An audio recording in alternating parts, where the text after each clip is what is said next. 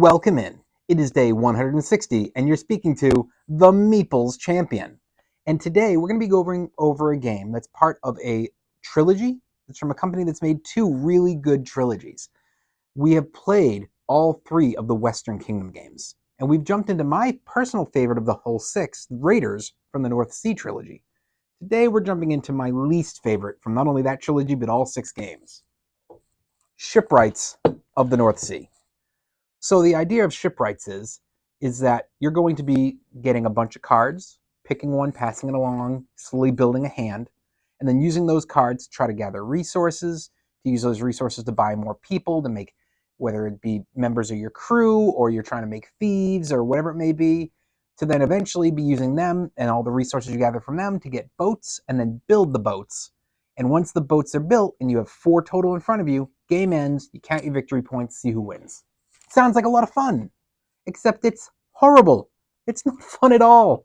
It is just, it feels like you're just going through the mechanics. There's just no oomph in the game.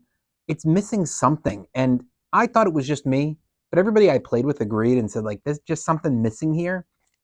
So I went to scour YouTube, look for reviewers, and I couldn't find a good review. This was really a universally hated game. It just wasn't much going on here. I couldn't disagree. I saw nothing to me that jumped off the page. You know, these other games from the architects and from the Western, Kingdom side, from the North Sea side, every time I play one, I feel like I have so many options, even if I only technically can go to, say, 3 spots on that turn. But I feel like the narrative of what direction to go, I don't get that here at all. It feels like I'm not really sure what I'm doing. And then the end of the game comes and you're like, that was it? It's very disappointing. But why don't we judge this based on our 7 categories and see where this draws as far as thumbs up, thumbs down there.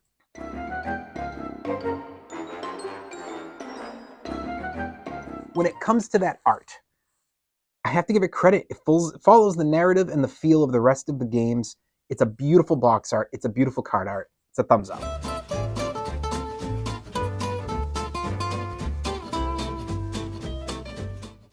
The components, again, it's still that same company.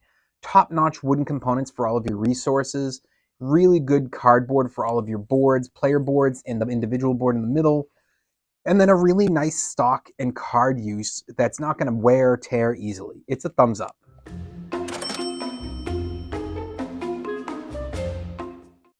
When it comes to the price, first is the availability. You're not going to find it in Target. You're not going to find it in a Barnes & Noble. And if you're lucky, you find it in 1 out of every 5 board game stores. The stores have learned, and while you may occasionally find a store that stocks all 3 of the Western Kingdom games, the North Sea games, it's a rarity. They tend to put up one of them, which is Raiders, because that's the good one. People don't jump at this game. It doesn't sell as well as that. So this just doesn't get stocked as often. On top of that, you're lucky to find this at 40. It's more likely going to get bought at 50. And for me, that's way too much of a price. For this style game, if you were going to be putting this out, trying to get an introduction to, say, the narrative, to the world, then you should have found a way to do it cheaper, so you could have got this game out at like 30 or less, and then it would have been at least considerable. But at 40, it's already a question, and at 50, it's an absolute no. It's a thumbs down.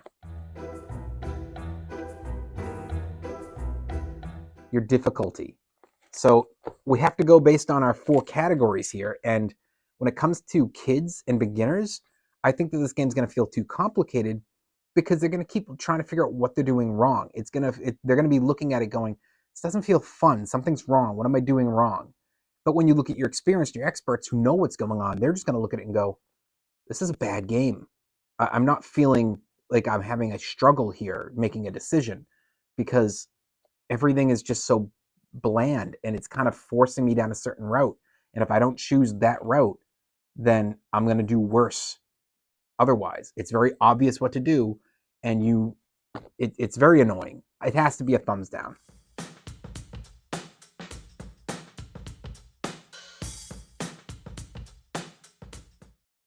Replayability. Here's your replayability. I'm never going to replay it again. I love the entire company and the box art and everything, and so this may be one that stays on my shelf just because it completes the trilogy feel.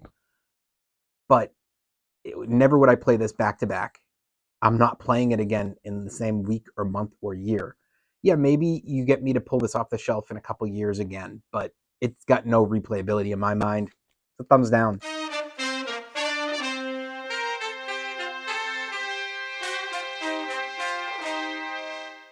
Keys to victory. We already mentioned this. It feels like you don't really have much choice in the game. You do your card draw, and then when it gets to your turn, you have your option to do something. It's like, well, here's the obvious thing to do. I don't feel like there's a lot of options in this game. I wish that they had had more of a board like the Raiders game did or any of the Western Kingdoms did, because then at least if you had a little bit of worker placement, I think the rest of the game would have fallen in. But the way they set it up, it's all based off of really those cards and the resources, and I don't feel like you have movement going on, and that really limits it. So it's a big thumbs down.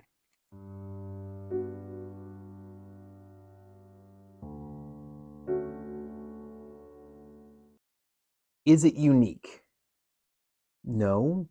When it comes to the narrative, it's from a trilogy. So you already got that feel. When it comes to those resources, to those cards, to all of the art, it even jumps into now the Western Kingdom games, and it doesn't feel unique. Otherwise, what does the game itself do? Well, you have the drafting setup, but there's loads of games that do that. And then you have the gather the resources and pay for your ship. It just, to me, I'm like, not only is it not unique, it's not even distinct. It has to be a thumbs down. Overall, what do I think of this game? I highly recommend not to buy this game.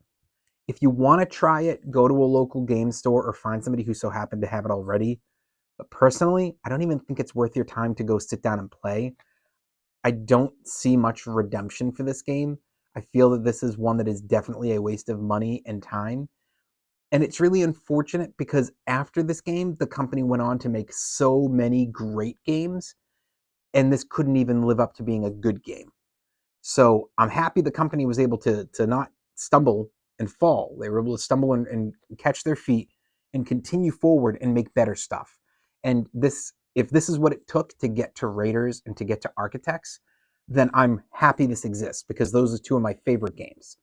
But this is an abomination of bad.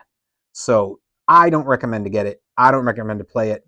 But that's just my opinion. I know a lot of people are not a big fan of this, but maybe you want to give it a try. Maybe it's your style. Maybe there's something about this that will hit for you. And if that's the case, that's fine. No dislike to somebody who likes the game. I just want to make sure people are aware of my list. This is one of the least recommended I've ever had. Well, it has been day 160, and we've been speaking about the game Shipwrights of the North Sea. And you've been speaking to the Meeples Champion.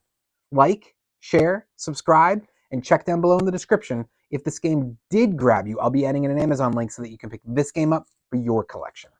Until next time, I'll talk to you tomorrow.